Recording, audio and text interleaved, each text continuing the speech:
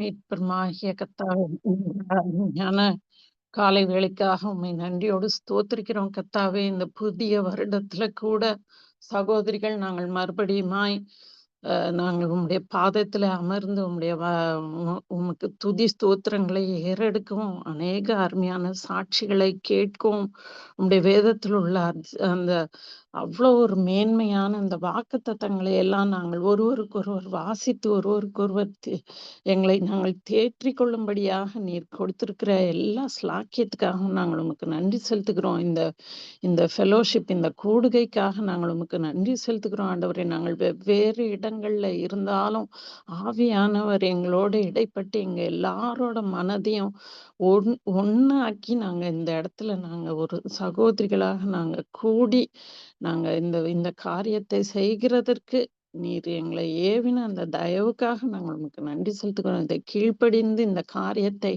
நடப்பிக்கிற சகோதரி செல்வியை நீங்கள் நிறைவே ஆசீர்வதிங்க ஆண்டவரே. அப்படியே இந்த உம்முடைய உமக்காக ஆராதனை செய்து சாட்சி சொன்ன மகளுக்காக கூட நாங்கள் ஜெபிக்கிறோம். முத்துலட்சுமி சிஸ்டருக்காக கூட ஜெபிக்கிறோம். எங்களுடைய ஜீவன் எல்லாம் உம்முடைய பார்வைக்கு அருமையா இருந்தபடினாலே உமக்கு நாங்கள் நன்றி நன்றி நன்றி நன்றிகளை ஏறெடுக்கிறோம் ஆண்டவரே. நாங்கள் நிற்பதும் நிர்மூலமாகாதிருப்பதும் உம்முடைய கிருபை என்பதை மாத்திரம் நாங்கள் அறிந்திருக்கிறோம் ஆண்டவரே. எங்களோட பலசாலிகள், எங்களோட திறமையானவங்க, எங்களோட திடகாத்திரமானவங்க, எங்களோட வசதி வாய்ப்பு உள்ளவங்க எல்லாரும் இந்த உலகத்தை விட்டு கடந்து போயிருக்கிறாங்க. இந்த வருஷத்தை அவங்க பார்க்க முடியல ஆண்டவரே. ஆனாலும் உம்முடைய கிருபையினால நீர் எங்களை வழி நடத்தி, எங்களை கரம் பிடித்து இந்த நாள் வரைக்கும் நீர் எங்களை வழி நடத்தி வருகிற தயவுக்காக ஸ்தோத்திரம். இந்த வருஷம் முழுசும் நீங்க எங்களை வழி நடத்துவீங்க. ஏன்னா நாங்க விசுவாசித்திருக்கிறவர் இன்னார் என்ற அறிவு எங்களை பாதியில விட்டுட்டு போறவர் இல்ல. நீர் எங்களை அழைத்திருக்கிறீர், நீர் எங்களை தெரிந்து கொண்டிருக்கிறீர், நீர் எங்க மேல முதலாவதாக நீங்க எங்க மேல அன்பு செலுத்தினீங்க ஆண்டவரே.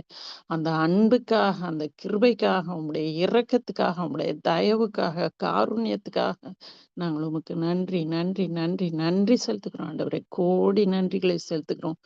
நீர் இப்பொழுதும் எங்களோடு கூட இடைப்படுங்க. எங்க ஒவ்வொருத்தர் கூடயும் தனிப்பட்ட விதத்துல நீங்க ஆவியானவர் பேசுங்க ஆண்டவரே.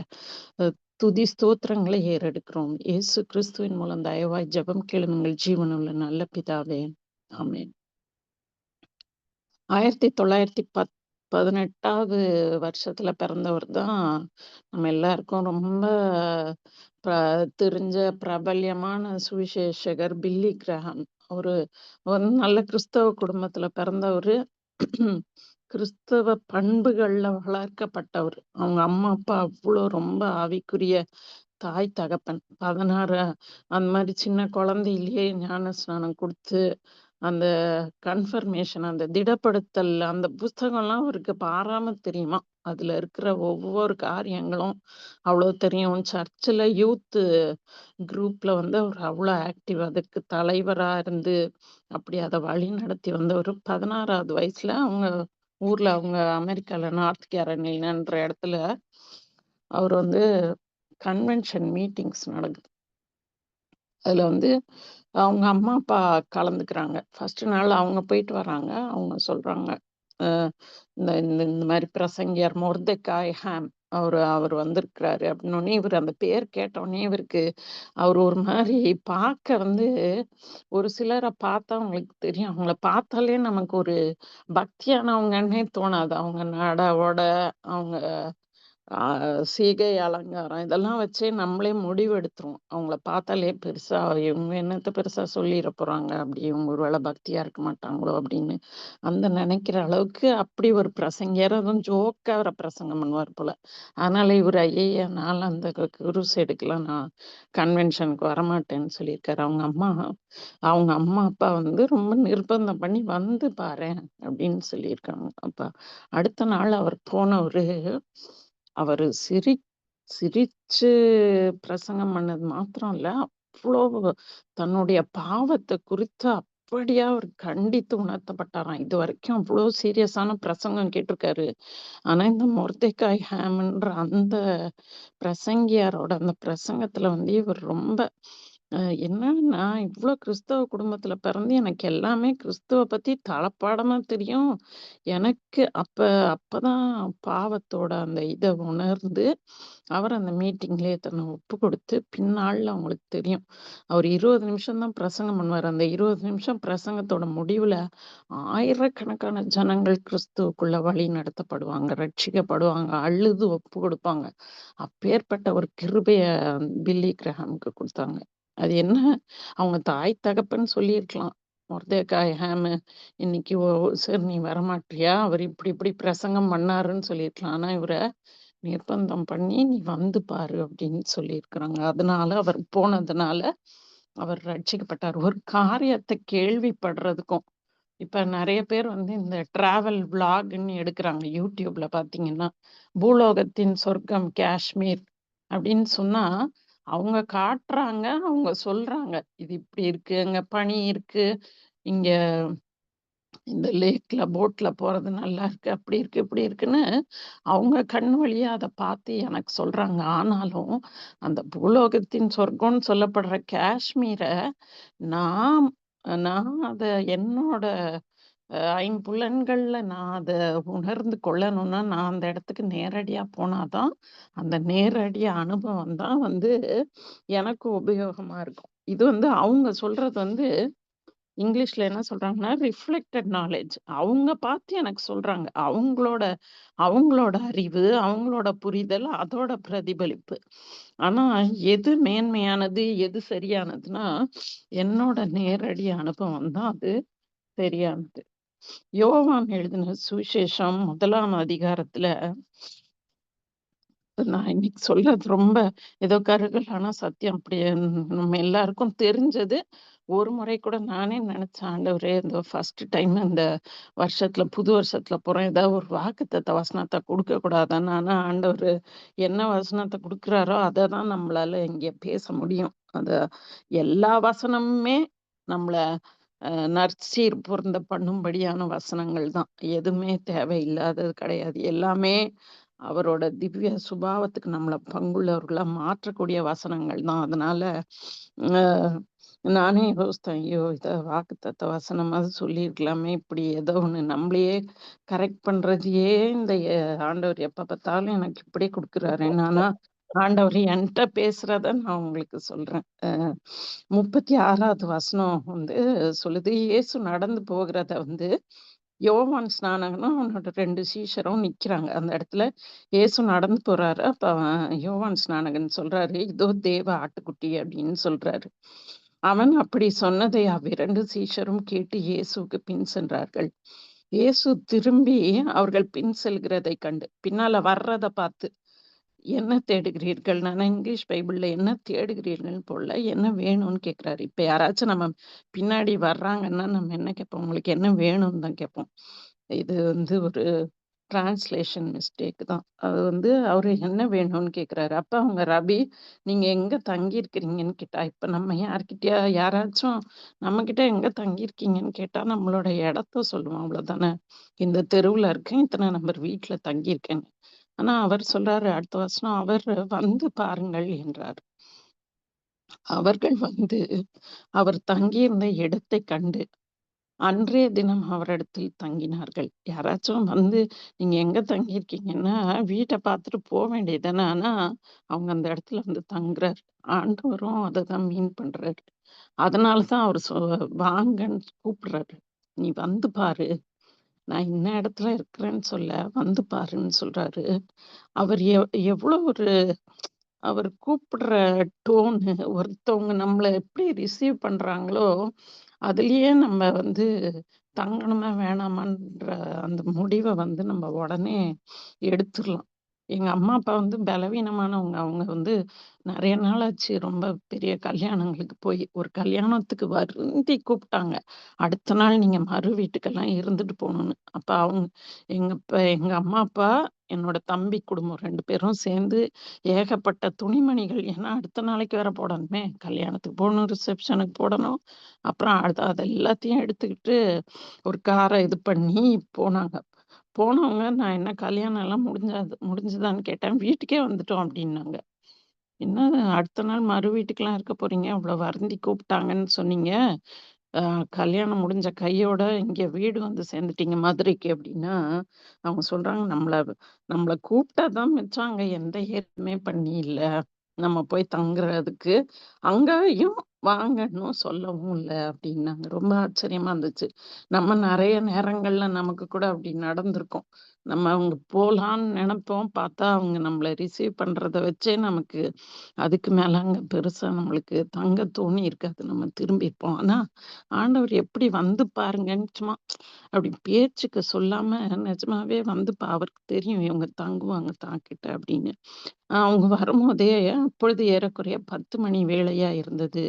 யோவான் சொன்னதை கேட்டு அவருக்கு பின் சென்ற 2 பேரில் ஒருவன் சீமோன் பேதுருவின் சகோதரனாகிய அந்திரேயா என்பவன். அந்திரேயா கொஞ்ச நேரம் தான் இயேசு கூட அந்த வீட்ல இருந்தான். அந்த ஒரே நாள்லயே அவன் உடனே போய் தன்னோட சகோதரனாகிய சீமோனைக் கண்டு பேதுருட்ட போய் சொல்றான், மேசியாவை கண்டோம். ஒருத்தவங்க வீட்டுக்கு போய் கொஞ்ச நேரத்துல அதான் முதல்லயே யோவான் ஸ்நானகன் தான் சொல்லிட்டாரே, இவர் தேவ ஆட்டுக்குட்டியான்னு. ஆனா இவன் சொல்றான், நான் வீட்டுக்கு வரவான்னு கேட்கறான். வந்து கொஞ்ச நேரம் இருந்ததுலயே போய் சொல்றான், "அ நான் வந்து மேசியாவ பார்த்துட்டோம் நாங்க" அப்படின்னு சொல்றான். உடனே அவ அவன கன்வின்ஸ் பண்ணி அவன கூட்டிட்டு வந்து இயேசு முன்னாடி நிறுத்தி, இவங்க 2 பேர் தான் முதல் சீஷர்கள். அந்திரேயா, பேதுரு. மறுநாள், அடுத்த நாள், அன்னைக்கு நாளே அப்பதான் முடியுது. அதுக்குள்ள 2 சீஷர் வந்தாச்சு. ஆண்டவர் வந்து, "வந்து பாரு." அவர் வந்து பார்க்குற அளவுக்கு அவர் வீடு என்ன பெரிய ஆடம்பரமா ஒண்ணுமே இருந்திருக்காது. இப்பதான் ஊழியத்துக்கே உள்ள வராரு. நிச்சயமா வீடு காலி, குட்டி காலி வீடா இருந்திருக்கும். ஒண்ணுமே இருந்திருக்காது அதுல. இவரோட ரொம்ப அத்தியாவசிய தேவைகள் அ எக்ஸ்ட்ரா 1, 2 ட்ரெஸ் வச்சிருந்தாருன்னா பெருசுதான். வேற பெருசா ஒண்ணும் அவர்கிட்ட இருந்திருக்காது. வந்து பாருங்கள்ன்னு என்ன சொல்லியிருக்காரு? தன்ன தான் பார்க்கறதுக்கு கூப்பிட்டுருக்கிறாரு. அதனால தான் கொஞ்ச நேரத்திலேயே இவன் சொல்றான், மேசியாவை அவர் வீட்ட பார்த்தோம். அது இப்படி இருந்துச்சு, அப்படி இருந்துச்சுன்னு சொல்ல, நான் மேசியாவை கண்டோம் அப்படின்னு சொல்றாரு. உடனே பேதுருவும் அவருக்கு சீஷனா மாறுறான். மறுநாள்ல இயேசு கலிலேயாவுக்கு போம்போது பிலிப்ப பார்த்து, "நீ என் பின்னாடி வான்னு" சொல்றாரு. பிலிப்பு, அந்திரேயா, பேதுரு 3 பேரும் பெத்சாயிதா ஊரு. அ அவங்க என்ன பண்றாங்க, அப்படியே நாத்தான்வேல பிலிப்பு பார்க்குறான். பிலிப்பு பார்த்து, "நியாயப்பிரமாணத்திலே மோசேயும் தீர்க்கதரிசிகளும் எழுதியிருக்கிறவை கண்டோம். அவர் யோசேப்பின் குமாரனும் நாசரேத்து ஊரானுமாகிய இயேசுவே" என்றான். உடனே நாத்தான்வேல் கேட்கிறான், "அட நாசரேத்திலிருந்து யாதொரு நன்மையும் உண்டாகக்கூடுமோ?" என்று சொன்னதுக்கு, "இல்ல, இல்ல. நாங்க இப்படி பார்த்தோம். அவர் இப்படி எங்ககிட்ட பேசினாரு. நாங்க அவர மேசியான்னு கண்டுபிடிச்சோம்." எந்த வாது அவன்கிட்ட பேசி ஆர்க்யூ பண்ணி எதுவுமே பண்ணல. என்ன சொல்றாரு? "வந்து பாரு" அப்படின்னு சொல்றாரு. இயேசு சொன்னாரு. இயேசு தான் ஒண்ணே ஒண்ணு சொன்னாரு. "வந்து பாருன்னு" சொன்னாரு. உடனேவே அவன் சீஷன் ஆயிட்டான். அவருடைய சீஷர்கள் மற்றவர்கள வந்து எப்படி கன்வின்ஸ் பண்ணாங்கன்னா, இயேசுவ வந்து பாருங்கன்னு அவங்க சொல்ல ஆரம்பிச்சுட்டாங்க. நீங்களும் நானும் அதற்காக தான் அழைக்கப்பட்டிருக்கிறோம்னு நெனைக்கிறேன். அவங்க அந்த அந்த போய் பார்த்தாங்களே, என்ன போய் பார்த்துருப்பாங்க? அவங்க அவர்கிட்ட போனாங்களே, என்னத்த போய் பார்த்துருப்பாங்க? யோவான் அதே 1வது அதிகாரத்துல முன்னாடி சொல்லுது, அவர் யாரு? இந்த உலகத்துல வந்த எந்த மனுஷன் கேட்டா 9வது வசனம் சொல்லுது. யோவான் 1:9 உலகத்துல வந்து எந்த மனுஷனையும் பிரகாசிப்பிக்கிற மெய்யான ஒளியா இருந்தார். அவர் உலகத்துல வந்த மெய்யான ஒளி. உலகத்துக்கு தான் அந்த ஒளி இருக்கிற இடத்துல இருட்டுக்கு, இருளின் காரியங்களுக்கு, கெட்ட செய்கைகளுக்கு அந்த இடத்துல ஒரு இடமே இல்ல. அவர பார்த்தாலே அவங்களுக்கு தெரியுது. அவங்க கூட கொஞ்ச நேரம் இருந்தாலே தெரியுது. அவர் ஃபுல்லாவே பிரகாசம் தான். அவர் ஃபுல்லாவே ஒளி தான். அவர்கிட்ட இருளின் காரியங்கள் ஒண்ணு கூட இல்லன்னு கண்டுபிடிக்கிறாங்க. அதுக்கப்புறம் அவர் உலகத்துல தான் இருக்கிறாரு. ஏன்னா உலகத்துக்கு தான் அனுப்பப்படுறாரு. அவர் உலகத்தில் இருந்தார். உலகம் அவர் மூலமாய் உண்டாயிற்று. உலகமோ அவரை அறியவில்லை. ஏன் உலகம் அவர அறியலன்னா, உலகத்தோட காரியங்கள் எதுவுமே அவர்கிட்ட கிடையாது. இப்ப நம்ம யாராச்சும் ஒருத்தவங்க வீட்டுக்கு போறோம். நம்ம ஒரு 2 பேர் பேசிக்கிறோம்னா, இந்த வீடு எவ்வளோ ஸ்கொயர் ஃபீட்டு? எப்ப வாங்குனீங்க? என்ன கட்டுனீங்க? இந்த பொருள் நல்லா இருக்கே! அது எங்க வாங்குனீங்க? இல்ல ஏதோ ஒண்ணு. இந்த இடத்துல வேற எதுவும் நிலம் இருக்கா? இப்ப நம்ம நம்மளோட பேச்சு எப்படி இருக்கு? உலக பிரகாரமா? அதுக்காக நான் அதெல்லாம் விசாரிக்க வேண்டான்னு சொல்ல. ஏன்னா, நாளைக்கு நமக்கு ஒரு வீடு கிடைக்கும்போது, கட்டும்போது ஒருவேள அந்த இன்ஃபர்மேஷன் தேவைப்படலாமா? ஆனா, சிலரோட சம்பாஷணை எல்லாமே முழுசுமே தான். இந்த புடவை எங்க வாங்குனீங்க? இந்த நகை எங்க வாங்குனீங்க? இந்த வீட்ல திங்ஸ்லாம் எங்க வாங்குனீங்க? இந்த பிள்ளைங்க படிப்பு, இந்த இத சுத்தியே காரியங்கள் பேசப்படுறத நம்ம பார்க்கலாம்.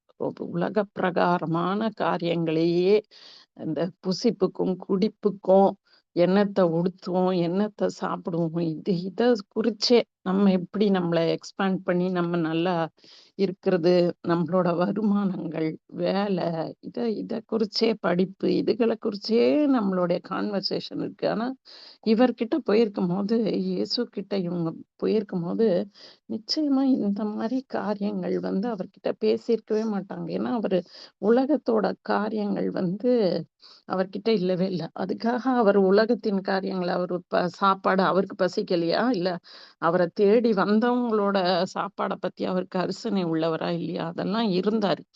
அந்தந்த தேவைய அந்தந்த நேரத்துல பிதா கிட்ட கேட்டு அத பெற்றுக்கொண்டு போய்க்கிட்டே இருப்பாரு. எல்லாத்துக்கும் பிதாவ நோக்கி பாப்பாரு. அப்ப அந்த அந்த அந்த அவரோட அந்த தன்மைகள் இவங்க அத கண்கூடா அவங்க போய் பார்த்துருக்குறாங்க. இன்னொன்னு 17வது வசனம் சொல்லுது, அந்த வார்த்தை மாம்சமாகி கிருபையினாலும் சத்தியத்தினாலும் நிறைந்தவராய் நமக்குள்ளே வாசம் பண்ணினார் அவரு. அவர் எப்படி இருந்தாரு? கிருபையினால, சத்தியத்தினால. ஆம், கிருபையும் சத்தியமும் அந்த அந்த காம்பினேஷன் ஆண்டவர்கிட்ட இருந்து நம்ம ரொம்ப கத்துக்க வேண்டிய இது. லூக்கா 4வது அதிகாரத்துல சொல்லுது, இயேசு 40 நாள் ஃபாஸ்டிங் இருக்க போனாரு. தன்னுடைய ஊழியத்த ஆரம்பிக்கிறதுக்கு முன்னாடி ஃபாஸ்டிங்க முடிச்சுட்டு வரும்போதே பரிசுத்த ஆவியினால் நிறைந்தவராய் அவர் ஆவியானவர் தான் அவர இதுக்கு நடத்துறாரு. பிசா பிசாசு கிட்ட சோதிக்க முடியா. நான் என்ன நினைக்கிறேன், பிசாசு இவர வம்பிழுக்கிறதுக்குன்னே வம்பிழுக்கிறதுக்குன்னு வந்திருக்கு. சோதிக்கிறதுன்ற வார்த்தையோட நம்ம கிட்ட கூட நெறைய பேரு நம்ம பாட்டுக்கு பேசாம இருப்போம்னா, வம்பிழுக்கணுன்ட்டு நம்ம கிட்ட பேசுவாங்க பாருங்க. அந்த மாரி பேச வருது. என்ன "நீர் தேவனுடைய குமாரனே ஆனால் இந்த கல் அப்பமாகும்படி சொல்லும்" என்றான். உடனே என்ன சொல்லியிருக்கணும்? "நான் தேவனுடைய குமாரன் தான். இதெல்லாம் உனக்கு நிரூபிக்க வேண்டிய அவசியம் இல்ல." அப்படி இப்படின்னு எந்த வீண் வார்த்தையும் சொல்லல. அத எப்படி சொல்றாரு? தேவனுடைய மனுஷன் அப்பத்தினாலே மாத்திரமல்ல, தேவனுடைய வாயிலிருந்து புறப்படுகிற ஒவ்வொரு வார்த்தையினாலும் பிழைப்பான் அப்படின்னு சொல்லிட்டு, அதோட அந்த அந்த கொஸ்டினே முடிச்சுக்கிறாரு. அந்த இத முடிச்சுக்கிறாரு. அந்த ஆர்கியூமெண்ட்ட முடிச்சுக்கிறாரு. ஒரு தர்க்கம் பண்ணி, அவன் சட்டைய புடிச்சு இழுத்து, அ நமக்கு எவ்ளோ கோவம் வந்துடுது. நம்ம கோவம் வர்றப்ப நம்முடைய வார்த்தை நான் என்னையே சொல்றேன். கோவம் வந்துருச்சுன்னா, அப்படியே உள்ளத்துக்குள்ள இருக்கிறதெல்லாம் அப்படியே நம்ம இத்தன நாள் அப்படி பேசாம அடக்கி வச்சிருக்கிறதெல்லாம் அப்படி பொங்கி வெளியில வரும். ஆனா, அவர் எப்படிப்பட்டவரு? கிருபையினால நிறைந்தவர். அதே சமயத்துல சத்தியத்தினால நிறைந்தவர். இந்த 2ம் சேர்ந்து இருக்கும்போது, அவருக்கு யார எப்படி டீல் பண்ணணும்? என்ன பேசணும்னு வந்து தெரியும். கொலோசியர் 4:6 சொல்லுது, நம்முடைய வார்த்தை கிருபை பொருந்தினதாயும் இருக்கணும். அதேபோல உப்பால் சாரம் ஏறினதாயும் இருக்கணும். ஒரு சிலர் கிருபையா பேசுறேன்னு சொல்லிட்டு, அதுக்குள்ள பார்த்தீங்கன்னா, அதுல ஒண்ணுமே இருக்காது. அப்படியே சும்மா நம்மள தடவி குடுத்துட்டு, இப்ப அந்த மொர்தெகாய் ஹேமன்னு அவர சொன்னேன். அவரு அப்படியே சும்மா ஜோக்கா சிரிச்சு கூட்டத்த மகிழ்விச்சுட்டு போல, அவங்களுக்குள்ள அந்த பாவத்த கண்டித்து உணர்த்தி, அவங்களுக்குள்ள அத குறிச்ச ஒரு பெரிய ஒரு பாரத்த அந்த உள்ளத்துல அது போய் குத்துற அந்த பாவத்த கண்டிக்கிற அந்த குத்துற அந்த இது 2ம் கலந்து அவரு அந்த பிரசங்கத்த பண்ணினாரு. அதே போல தான் இயேசுவோட வார்த்தைகளும் கிருபையுள்ள வார்த்தைகள். பட் அது ஃபுல்லா சத்தியம் ஃபுல்லா நிறைஞ்சிருக்கும். இவன்கிட்ட சொல்றாரு.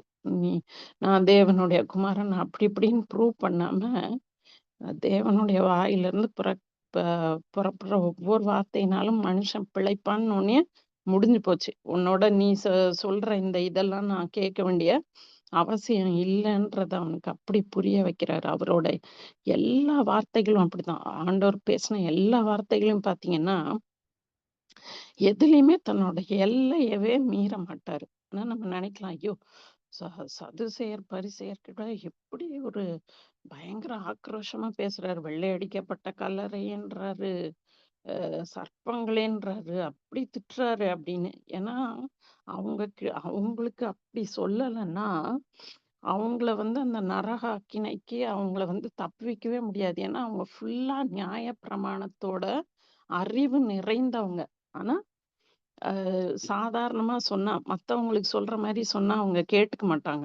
அதனால ஆண்டவருக்கு தெரியும் அவங்கள எப்படி மத்தவனுக்கு வெள்ளை அடிக்கப்பட்ட கல்லறைன்னு இவரு சொல்ற அந்த உவமானம் கூட புரியாது. ஆனா பரிசேயர், சதுசேயருக்கு அவ்ளோ அறிவு இருக்கு. அவ்ளோ வேத ஞானம் இருக்கு, அறிவு இருக்கு. ஆனா அவங்களோட உள்ளான நிலைமை அவங்களுக்கு தெரியல. அவங்க உண்மையான மனம் திரும்புதலோ, ஆண்டவர் பேர்ல பற்றோ, ஆண்டவருக்காக வைராக்கியம் பாராட்டுற காரியமோ அவங்க கிட்ட இல்லன்றத புரிய வைக்கிறதுக்கு இப்படிதான் அவர் பேச வேண்டியதா இருக்கு. அதே சமயத்துல விபச்சாரத்துல பிடிக்கப்பட்ட பெண்ண இவர் அப்படி லெஃப்ட் அண்ட் ரைட் வாங்கியிருக்கலாம். ஆனா அவர் சொல்றாரு, "நானும் உன்ன ஆக்கினைக்குள்ளாக தீர்க்கிறதில்லை, இனி பாவம் செய்யாத." அவ்வளவே போதுமானது. அந்த அம்மாக்கு அவர் சொன்ன இந்த "நானும் உன்ன ஆக்கினைக்குள்ளாக தீர்க்க மாட்டேன்றதே" ஒரு பெரிய அடி அவளுக்கு. இவ்ளோ ஒரு பரிசுத்தவான். ஏன்னா அவர பார்த்தாலே தெரியும். அவர் பேசுற விதம், அப்படி கிருபையும் சத்தியமும் அப்படி ஒண்ணா கலந்து அப்படி ஊறி இருக்கும்போது, அவர் பேசுற இந்த 2 லைனே இனி அந்த ம பெண் பாவத்து பக்கமே தல வச்சு படுக்காத அளவுக்கு அவள மாற்றுது. அதே போல தான் சகேயும் என்னெல்லாம் சொல்லியிருக்கலாம். சகேயும் ஃபர்ஸ்ட் ஹேண்ட் எக்ஸ்பீரியன்ஸ் நேரடி அனுபவம்.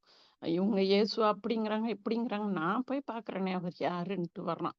அந்த ஒரு ஆர்வம் தான் ஆண்டவர் அவன சகேயுவே நீ இவ்ளோ மோசமான அயக்காரனா இருந்து மக்கள் பணத்தெல்லாம் அவருக்கு சொல்றதுக்கு எல்லா உரிமையும் இருக்கு. சொல்லியிருக்கலாம். நீ திருந்து இந்த நாள்ல அப்படின்னு சொல்ல.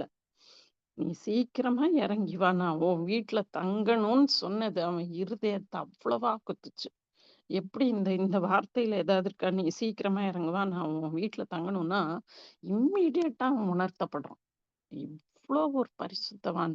இவ்ளோ அற்புதம் அடையாளங்கள செய்றாரு. அப்படி ஒளியா நடந்து வர்ற அவருக்கு முன்னாடி இவனோட இருளு அப்படியே மறைஞ்சு போகுது. இவனோட பாவம் எல்லா இதுவும் அவனுக்கு அப்படியே வெட்ட வெளிச்சமா தெரிஞ்சு, உடனே சொல்றான். ஐயோ! நான் யார்கிட்டயாவது அநியாயமா வாங்கியிருக்கதெல்லாம் நான் திருப்பி குடுத்துடுறேன்னு சொல்ற அந்த கன்விக்ஷன்க்குள்ள கொண்டு வருது. நானும் நீங்களும் பேசும்போது, நம்முடைய வார்த்தைகள் இப்படி இயேசுவ பிரதிபலிக்கிறேன்னு சொல்ற நானும் நீங்களும் பேசுற வார்த்தைகள், இப்படி மத்தவங்கள நம்ம நம்ம ஆண்டவர் இயேசு கிருபையினாலும், சத்தியத்தினாலும் அவர் நிறைந்திருப்பார்ன்னா, நம்முடைய வார்த்தைகளும் அப்படித்தானே இருக்கணும். அப்ப நம்ம யார்கிட்ட எப்படி பேசணும், என்ன பேசணும், கொஞ்சமா அவங்கள சிறுமைப்படுத்தி, அவங்கள நோ நோகடிச்சு நம்ம பேசணும்னு இல்ல. ஆண்டவர் நீங்க எல்லாத்துலயும் பாருங்களேன், அவரு பாசிட்டிவ் கரெக்ஷன் மரியாதையோட திருத்துவார் அவங்கள. அவங்களோட மரியாதை கெடாத மாதிரி அவங்கள திருத்துவார். தன்னோட வரம்ப மீற மாட்டாரு. அந்த பேச்சுல அவரோட வரம்பு மீற மாட்டார். ஏன்னா, அவர் பாவத்த வெறுக்கிறாரு. ஆனா பாவிய ரொம்ப நேசிக்கிறாரு.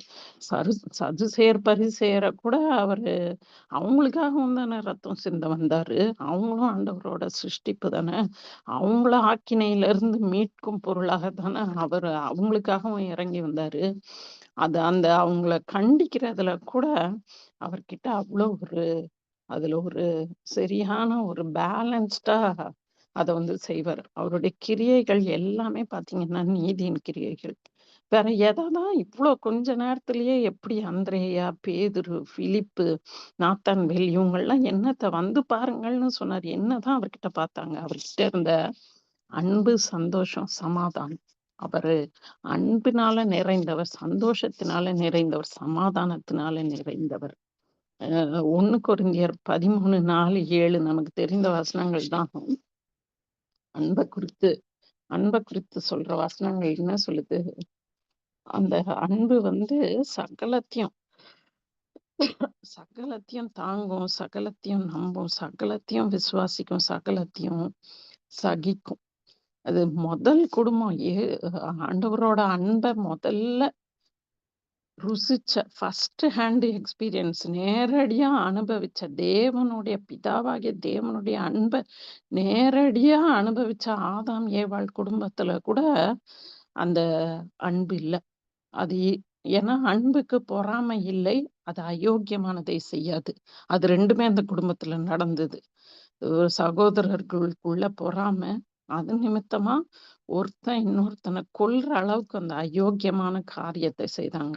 அந்த அன்பு அந்த ஏ அந்த ஆண்டவரோட அன்பு இல்லாததுனால அந்த இடத்துல ஒரு மனமும் ஒற்றுமை இல்ல. ஆனா அதே சமயத்துல நோவா குடும்பத்த பாருங்களேன். அங்க அன்பு சகலத்தையும் நம்பும்.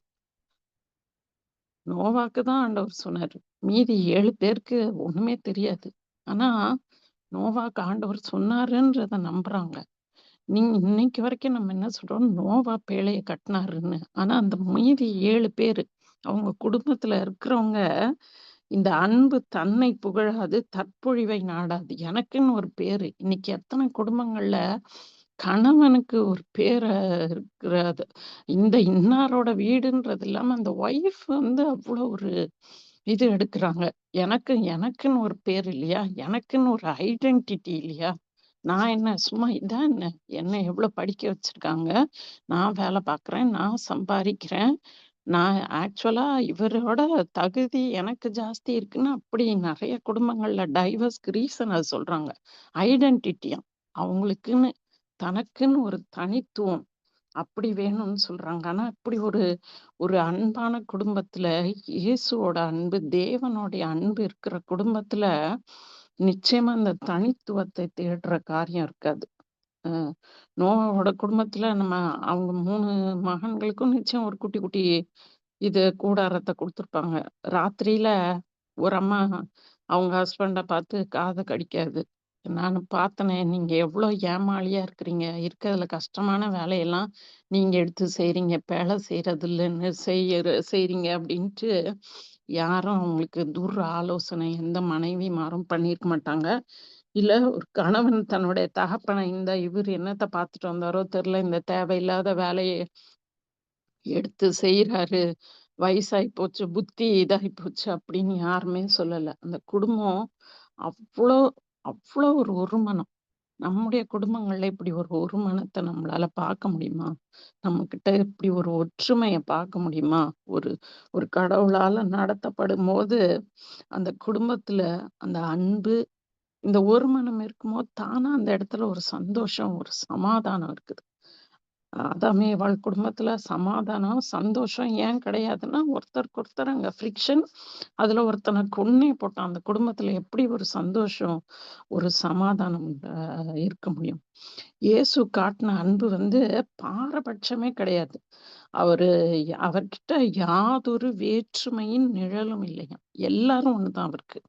இந்த 12 சீஷர்கள்லயுமே பேதுரு ரொம்ப அவருக்கு நல்ல நல்ல நல்ல பதில் குடுப்பாரு. ஆனா, அப்ப சொல்லுவாரு வந்து, "அ உனக்கு மாம்சமோ, ரத்தமோ இத வெளிப்படுத்தல. அ ஆவியானவர் தான் உனக்கு இத சொல்லியிருக்கிறாருன்னு" சொல்லுவாரு. ஆனா, அதே சமயத்துல அவன் வந்து உங்களுக்கு இந்த மாரி நடக்கக்கூடாதே அப்படின்னு சொல்லும்போது, உடனே இம்மீடியட்டா அப்பால இப்போ சாத்தான் நின்னு அவன கண்டிக்கிறதுக்கும் தயங்க மாட்டாரு. நம்ம குடும்பங்கள்ல எவ்ளோ பார்ஷியாலிட்டி இருக்கு. ஒருத்தவங்க நம்ம மேல அன்பு செய்றவங்கள நம்ம அன்பு செய்வோம். நம்ம மேல அன்பு செய்யாதவங்கள நம்மளால செய்யவே முடியறதில்ல. கஷ்டமா தான் இருக்குது. ஒரு இந்த இது நேத்து எத்தனையோ தடவ பார்த்துருக்கோம். இந்த எல்கானாவோட காரியத்த. எல்கானா வீட்லயும் ஒரு பாரபட்சமுள்ள அன்பு. அந்த அந்த பெனின்னாளோட அந்த இத அந்த ஸ்பிரிட் அந்த அடுத்தவங்கள மனமடிவாக்கி அற்பமா என்ற அந்த ஆவிய வந்து கெளப்புனதே வந்து எல்கானா தான். ஏன்னா, அதுல போட்டிருக்கு பாருங்க. பெனின்னாளுக்கு அவன் பிள்ளைங்களுக்கும் பங்கு குடுப்பான். அன்னாளை சிநேகித்தினபடியினால் அப்ப பெனின்னாள் மேல அவ்வளோ சிநேகம் கிடையாது. அன்னாளை சிநேகித்தபடியினால் ரெட்டிப்பான பங்கு கொடுப்பான். இவன் தான் அந்த இதையே அந்த குடும்பத்துல ஒரு ஒற்றுமை இல்லாத அந்த ஒரு மனத்த குலைக்கிறது இவர்தான். தன்னோட பாரபட்சமான அன்பு. அதேதான் யாக்கோபும் செய்றாரு. யோசேப்புக்கு காட்டுன அன்பு ஒரு பாரபட்சமான அன்பு. அது குடும்பங்கள்ல பொறாமைய தூண்டி, அவங்கள கொலை குற்றம் செய்ற அளவுக்கு அவங்கள அது கொண்டு போய் விட்டுருது. நம்ம ஜாக்கிரதையா இருப்போம். இயேசுவின் அன்பு எப்படியோ, எப்படி ஒரு பாரபட்சம் இல்லாத அன்போ, அதே போல தான் நம்முடைய அன்பும் இருக்கணும். அவர் பெதஸ்தா குளத்தண்டையில இருக்கிறவன போயும், அவர் அன்பா, "நீ எந்திரிச்சு நட" அப்படின்னு தான் சொல்லுவாரு. அவன ஒண்ணும் பெருசா ஏற்கனவே நொந்து போயிருக்கிறவன போயி, அவன இன்னும் கொஞ்சம் கஷ்டப்படுத்தி, அவன கடிந்து கொண்டு அவரு இது பண்ணல. ஆ எல்லார்கிட்டயும் ஒரே மாரியான ஒரு அன்பு ஆண்டவர் காட்டுவாரு. சூனேமியால பார்த்தீங்களா? ஒரு அந்த அந்த வீட்ல எப்படி ஒரு அன்பு, சந்தோஷம், சமாதானம். இயேசு தருகிற அன்பு இருக்கும்போது, அந்த குடும்பத்தில சந்தோஷத்துக்கும், சமாதானத்துக்கும் கம்மி இருக்காது. நம்ம நெனைக்கிறோம் எல்லாம் நிறைவா இருந்தா தான் நமக்குள்ள சந்தோஷம், சமாதானம் இருக்கும்னு. அவளுக்கு பிள்ளையே இல்ல, சூனேமியாளுக்கு. ஆனா சொல்றா, "என் ஜனத்தின் நடுவே நான் சுகமாய் குடியிருக்கிறேன்னு." ம். அ அவ அவ்ளோ அவ்ளோ ஒரு ஆண்டவர் மேல ஒரு நம்பிக்கை, தேவன் பேர்ல இருக்கிற நம்பிக்கை, தேவன் பேர்ல இருக்கிற அன்பு, அந்த கணவன் மனைவிக்குள்ள ஒரு பெரிய சமாதானத்தையும், சந்தோஷத்தையும், ஒரு மனதையும் அது காத்துக்குது. அது அந்த நிறைவான இருதயம், அந்த நன்றி அறிதல் உள்ள இருதயம். நமக்கு இருக்கிறதுக்குள்ள நம்ம எவ்வளோ நன்றியா இருக்கிறோம். அந்த குடும்பங்கள்ல தான் நம்ம ஆண்டவரோட அன்ப நம்ம உணர்ந்து கொள்ள முடியும். அன்பு இருந்தா தான் அந்த இடத்துல சந்தோஷம். இது எல்லாமே ஒண்ணா ஒரே காரியங்கள் தான். இத தனித்தனியா சொல்ல முடியாது. அன்பு, ஆண்டவரோட அன்பு தனி, சந்தோஷம், சமாதானம்ன்றது தனி டிபார்ட்மெண்ட்ல. இது எல்லாமே ஒண்ணு. இயேசு தருகிற அன்பு நம்ம வீட்ல இருந்தா, அவர் கொடுக்கிற சந்தோஷம், சமாதானம் நம்ம வீட்ல நிச்சயமா நிலை பெற்றிருக்கும். ஆண்டவரும் இயேசுவும் பாருங்களேன், அவருக்கு எவ்வளோ ஒரு நிறைவான இருதயம். அதனால தான் எப்பொழுதும் சமாதானத்த அவர் காத்துக்கொண்டாரு. நான் பிறக்கும்போது இப்படி கஷ்டப்பட்டேன். எங்க அம்மா இப்படி கன்னிகையா இருந்து என்ன பெத்ததால இந்த எல்லாரும் எவ்வளோ கேலி கிண்டல் அவரு பிறந்தப்ப பண்ணாங்களோ நமக்கு தெரியாது. அவ்ளோ அவர டார்ச்சர் பண்ணியிருப்பாங்க அந்த சின்ன வயசுல. ஆனா, அத குறிச்சு பின்னாள்ல அவரோட ஊழிய பாதையில ஒரு நாளும் அத ஒரு சாட்சியா அவர் சொல்லவே இல்ல. நான் இப்படி பிறந்தேன், இப்படி கஷ்டமா நான் மாட்டுத் தொழுவத்துல இடம் இல்லாம பிறந்தேன். இங்க அலைஞ்சேன். எங்க அப்பா எகிப்துக்கு எங்க அம்மாவ கூட்டிக்கிட்டு, என்னையும் கூட்டிக்கிட்டு ஓடுனாரு. திருப்பி வந்தேன். அப்புறம் காலமெல்லாம் இந்த தச்சர் தொழில்ல கஷ்டப்பட்டோம். ஒண்ணுமே சொல்ல மாட்டாரு. அவர் என்ன நோக்கத்துக்காக அனுப்பப்பட்டார்? அவருடைய வார்த்தைகள்லாம் அப்படியே வெயிட்டான வார்த்தைகள். அப்படி கனமான வார்த்தைகள். அதுல ஒவ்வொரு வேர்டும் நம்மள உயிர்ப்பிக்கிறதா, அந்த சொன்ன மாரி உப்பால சாரம் ஏறுனதா இருக்கும். அதே சமயத்துல கிருபை உள்ளதா இருக்கும். நம்முடைய பேச்சு கூட, நம்ம பேசுற காரியங்கள் நம்ம குடும்பத்துக்குள்ள அன்பையும், சந்தோஷத்தையும், சமாதானத்தையும், ஒரு நிறைவான இருதயத்தையும், ஒரு பாரபட்சம் இல்லாத அன்ப அது கடத்துறதா இருக்கும். இன்னொன்னு, இந்த இதுல அன்ப பத்தி சொல்லும்போது, தீங்கு நினையாதுன்னு போட்டிருக்கு தமிழ்ல. ஆனா இங்கிலீஷ்ல love keeps no record of wrongs. இந்த வருஷத்துல, இந்த தேதியில இவங்க எனக்கு எதிரா இப்படி பண்ணாங்க. அ அ இவங்க இப்படி செஞ்சாங்க. நாங்க அங்க போயிருக்கும்போது அப்படி பண்ணாங்க. இந்த வார்த்தைய பேசுனாங்க. இதெல்லாம் இந்த இந்த ரெக்கார்டே இயேசுகிட்ட பாருங்களேன், இந்த ரெக்கார்டே அவர் வச்சிருக்கவே மாட்டாரு. சொல்லவே மாட்டாரு. அப்படியே சிலுவையில கடைசியா செஞ்சவந்த கூட இவங்க தெரியாம செய்றாங்க. இவங்கள மன்னிச்சிருங்கன்னு அவங்களுக்கு ஒரு மன்னிப்ப குடுத்துட்டு போறாரு. அவங்க இது இப்படி இப்படி செஞ்சாங்க, வச்சாங்கன்னு அந்த ரெக்கார்டே வைக்கிறதில்ல அவரு. யோசேப்பின் அன்பு அப்படி ஒரு அன்பு. நம்ம கு நம்ம அன்பா அவன் வீட்ல இருந்தவன கொண்டு குழியில போட்டு, அவன அடிமையா வித்தா அவன் எவ்ளோ பாடுபட்டுருப்பான்னு யோசிக்க கூட முடியல. அப்படி இருக்கவன் பல வருஷம் கழிச்சு தனக்கு துரோகம் செஞ்சவங்க வரும்போது, அவங்கள பார்த்தா நமக்கு ஆத்திரம் வரும். ஆனா, இவனுக்கு அடக்க முடியாம அழுகை வருதாம். ஏன்னா, அப்படியே அன்பினால நிரப்பப்பட்டவன். அந்த அப்பேற்பட்ட அன்பு தான் இயேசுவோட அன்பும். அந்த சிலுவையிலேயே நம்ம அத தியானிக்கும்போது பார்த்தா, அப்படியே அன்பினாலேயே நிரப்பப்பட்டவர். ஒரு கசப்பு கிடையாது. மனசுல ஒரு கசப்பு கிடையாது. அப்படி கசப்பில்லாத வீடுகள், கசப்பு அந்த பழி வாங்கணும். அவங்கள நம்ம இன்னொரு நாள் பார்த்துக்கலாம். இல்ல ஆண்டவர் அவங்கள பழி வாங்கும்போது, அவங்க நெலைம நம்மளுக்கு தெரியும். அத பார்த்து நம்ம அவங்களுக்கு என்ன நடக்குதுன்னு பார்க்கலான்னு வெயிட் பண்ற அந்த மனநலம் இல்லாத வீட்ல தான் சந்தோஷம், சமாதானம். இப்படி மத்தவங்க மேல எந்த வெறுப்பும் இல்லாம இப்படி செய்தவங்க ஒரு ஆசீர்வாதமான குடும்பம். ஆசீர்வாத குடும்பம்னா, தனக்கு ஆசீர்வாதம் மட்டும் இல்ல. ஆயிரங்களுக்கு ஆசீர்வாதமான குடும்பம். இந்த கசப்பில்லாத குடும்பங்கள் தான் ஆயிரங்களுக்கு ஆசீர்வாதமா ஆண்டவர் தெரிந்தெடுக்கிறாரு, அவங்கள வைக்கிறாரு. இன்னொன்னு ஒண்ணு, ஆண்டவர் பார்த்தீங்கன்னா, அவரோட 12 சீஷர்களும் யாருன்னே தெரியாதவங்க. முன்ன பின்ன தெரியாதவங்கள நம்ம வீட்டுக்குள்ள எப்படி இது பண்ணுவோம்?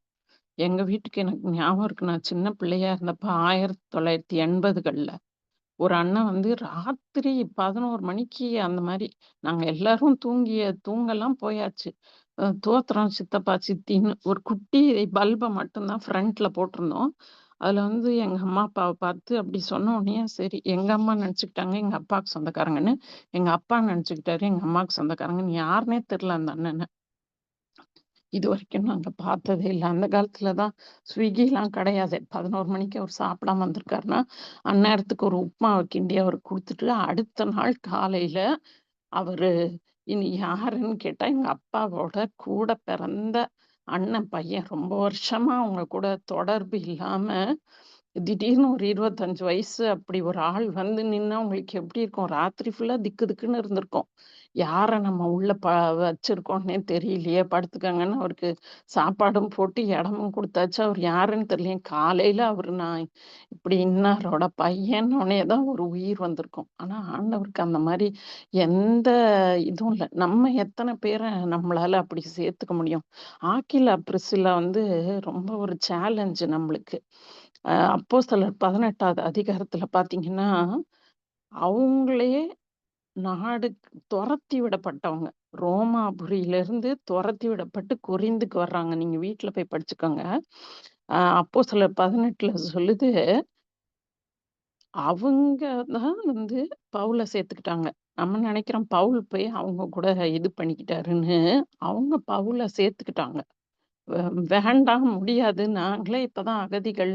எங்களுக்கே இன்னும் இங்க ஒரு தொழில் ஆரம்பிச்சு, நாங்களே இன்னும் கால் ஊனாத நேரத்துல, இன்னொருத்தர அப்படி சேர்த்துக்கணுன்ற இது வந்து ஆண்டவரோட அன்பு, அந்த குடும்பத்துல கணவன் மனைவிக்குள்ள இருக்கிற அந்த ஒரு மனம். அது ஆண்டவரோட அன்புனால தான் அந்த இடத்துல ஒரு சந்தோஷம், சமாதானம் இருக்கும்போது தான், நம்மளுக்கு தெரியாதவங்களையும், அறிமுகம் இல்லாதவங்களையும் அவங்களால சேர்த்துக்கொள்ள முடிஞ்சது. அதனால தான் எபிரேயர் 13:2 சொல்லுது, "அந்நியரை உபசரிக்க மறவாதிருங்கள்னு." ஒருவேளை சாப்பாடு போட்டு அனுப்பிர்லாம். ஆனா, இவர் கூடவே இருந்தாங்க. இவர் கூடவே இருந்து, அதுவும் இவரு சாதா ஆளா இருந்தா பரவால்ல. இவர வந்து கொல்ல தேடுற அ ஒரு கொல்ல தேடுற அளவுக்கு ஒரு டேஞ்சரான ஆள இவங்க கூட சேர்த்துக்கிறாங்க. இவருக்காக பாடுபடுறாங்க. அவர் போற இடத்துக்குலாம் போறாங்க. முடிஞ்சா தங்க ஜீவனையும் குடுக்கறதுக்கு அவங்க ரெடியா இருக்கிறாங்களாம். அப்ப இது எதனால சாத்தியம்?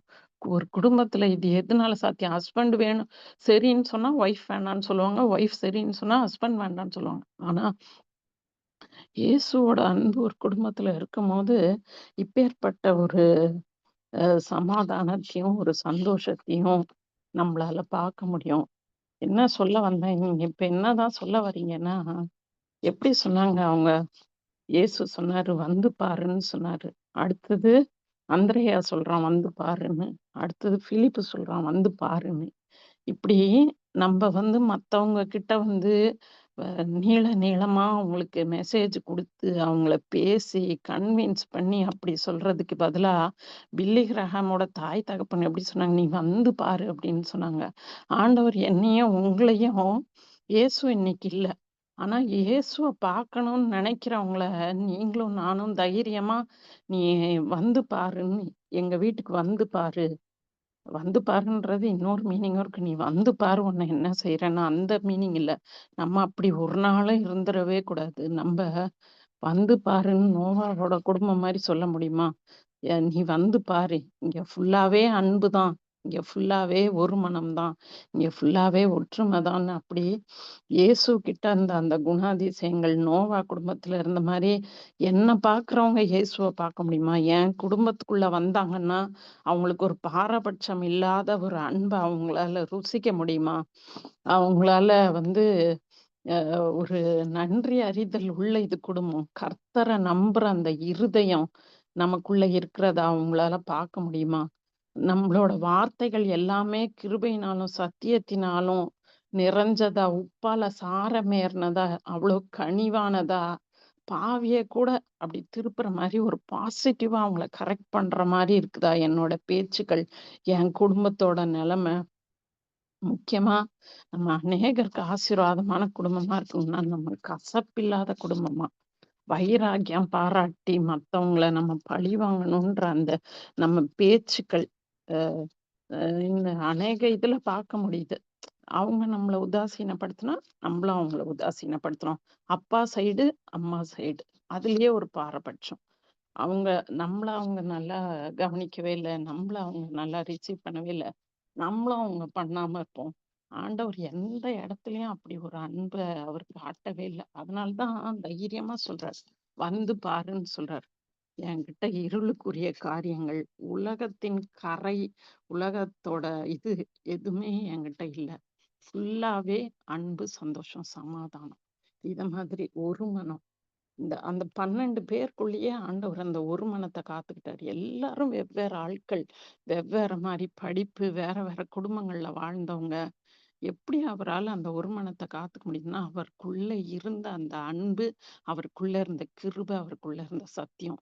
நீங்களும் நானும் இந்த புதிய வருஷத்துல நம்ம இது ஒரு சேலஞ்சா எடுக்கணும். யாராச்சும் கிறிஸ்துவ பத்தி கேட்கிறவங்க கிட்ட நம்ம பேசுறது ஈஸி. வசனத்துல இப்படி இருக்கு, அப்படி இருக்குன்னு. ஆனா நம்ம வாழ்ந்து காட்டும்போது தான் மத்தவங்கள வந்து பாருன்னு சொல்றதுக்கு ஒரு தைரியம் நமக்கு வரும். நம்ம வந்து பாருன்னு சொல்லி, அவங்க கிறிஸ்துவுக்குள்ளாக வழி நடத்தப்படும்படியா ஆண்டவர் நம்ம ஒவ்வொரு குடும்பத்தையும் மாற்றுவாராக. கர்த்தர் தாமே நம்ம ஒவ்வொருவரையும்